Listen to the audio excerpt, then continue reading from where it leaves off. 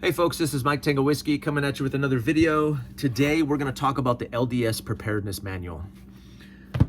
I am not LDS. I have 8 children. They're all mine. They're all on purpose. All from the same woman. Not Catholic, not Mormon. So I am not a member of the LDS Church, the Latter-day Saints. But I had a friend who was, and he turned me on to this manual, this kind of book about preparedness that the church uses, their church uses, the LDS Church. It was born out of some adversity that that religion faced as they were kind of moving west. You know, they were persecuted and faced all kinds of hardships, and prepping became part of their religious culture. Like, it's baked into the cake. Most LDS churches have a certain level of expectation about the level of preparedness that the members of their church need to have. A certain amount of food, a certain amount of water, a certain amount of prepared for all of the things. So it's kind of neat seeing it baked in. So there's a lot of historical and experiential lessons in this manual there, and there's a lot of valuable stuff in here. Okay. Take and leave the religious part. At the beginning of this book has some references to verses from their books about why you need to be prepared. You know, you can take or leave that if you want. But when we get into, look, it starts with what's really great, which is a preparedness test. So it's a series of questions that you need to ask yourself about your family to gauge your preparedness. Have we rehearsed fire escapes from your home? That's a great one. That seems reasonable. That lines up with 68%, right? It's not what caliber do you have for zombies? Look, that is a likely scenario. A fire is a very likely scenario, right? Have you practiced escape routes from your home? Does your family know what to do before, during, and after an earthquake or another emergency situation? Have you made a plan? One of the talks about the gas shut off, and do you have emergency radio stuff? Do you have an evacuation? Do you have a meeting place? All those kind of things. The big takeaway after going through this book, one of the biggest things that I took away, one of the first things I did after going through it, was to build a bag.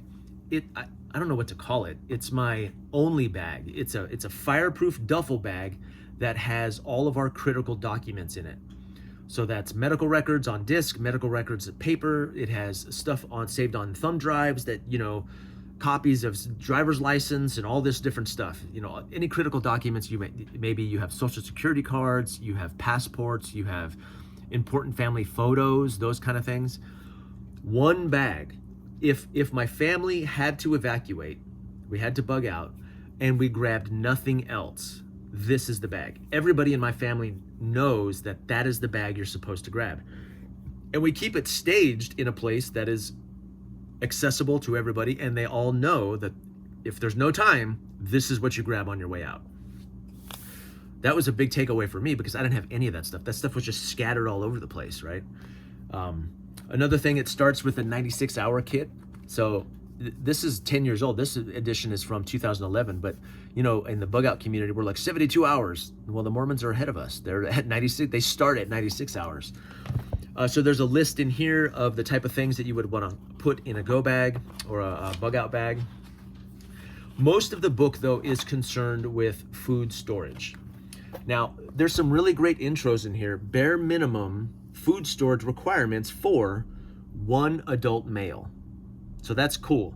When I started getting into food storage, I followed Bear Independent.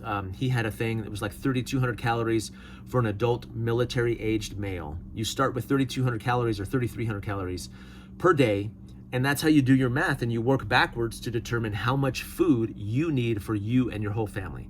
Because I have 10 people in my family. So if I have enough food for 3,300 calories, assuming everybody's an adult-aged male, it will also be enough food for anybody who is not, you know, that size or that age, my younger kids, my younger daughters, those kind of things. But it has a bare minimum. One adult male for 1 year, 2,300 calories per day. Now, Bear says more because you're doing the things. He says about 3,000 calories, but 2,300 calories, this is sustainment. 695 pounds total. 695 pounds of food for each adult male for 1 year. So 700 times 10, I need 7,000 pounds of food for 1 year of food to stay alive. That's the number that I was working from when I started getting into food storage. That's a lot of food. A white bucket full of rice is about 25 pounds. So you do the math on how many buckets you will need. But again, buckets of rice and beans, and this is an important point too.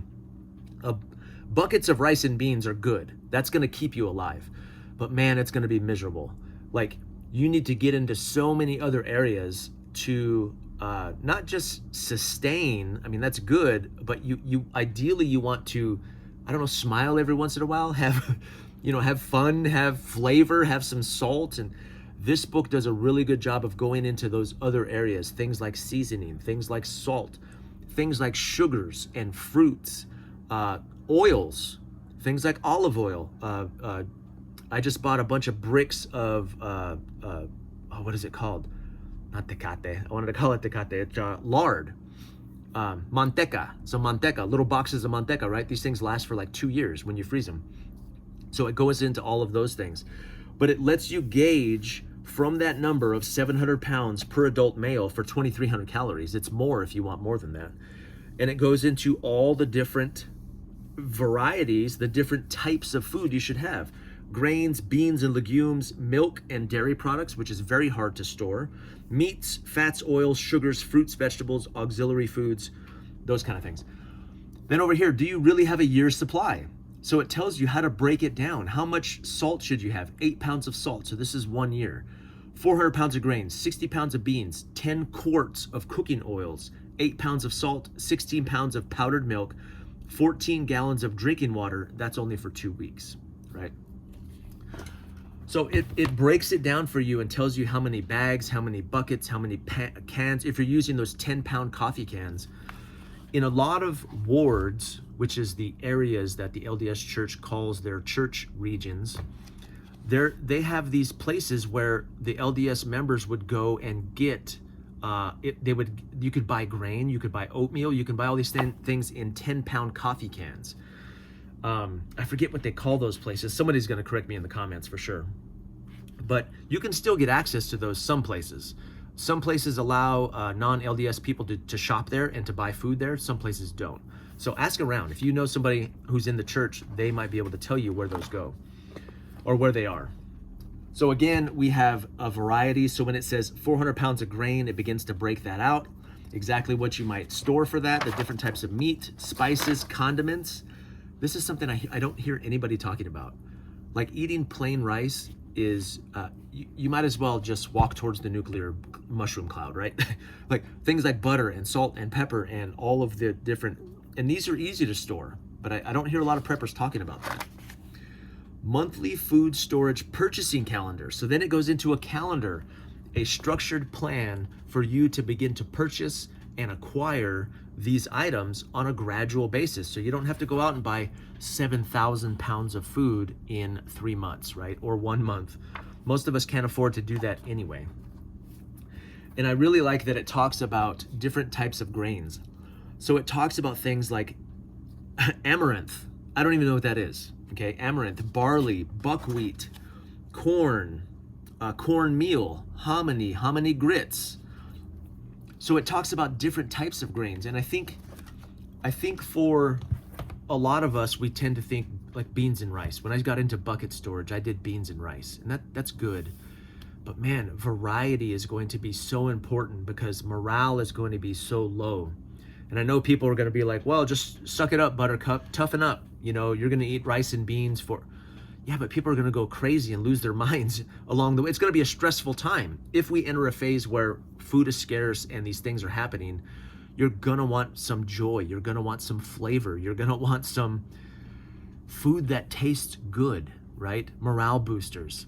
Those of you that drink coffee, those of you that like all of those kind of things are going to be as important as many pounds of food you have, right? Fats and oils, buying and storing fats and oils, really great section in there. Talks about things like salt, vinegar, yeast, all of the adjacent things that we need to cook that if we're not a cook already, we probably don't think about. It goes into sanitation. It goes into what do I prepare for? It talks about seeds. It has lists of seeds. It has water treatment, emergency sanitation. That's another area that's very important because people when everything breaks down and everybody's camping everywhere, sanitation suddenly becomes very, very important. Gribley's video on the Hurricane Helene, they talk about that. Like, it took so much water just to keep the dishes clean so you wouldn't get sick, just to keep sanitation going, people washing their hands, flushing toilets, those kind of things, right? And in the back, it actually has a section on terrorism and chemical agents and decon kits and the different types of chemical agents that you might face. It is really a thorough, valuable source. And it's not hidden. It's not special. Somebody told me you can just download this off the internet, right? I was also told that, so this edition, this is version 5, January 1st, 2011. I was told that the older versions have better info in them.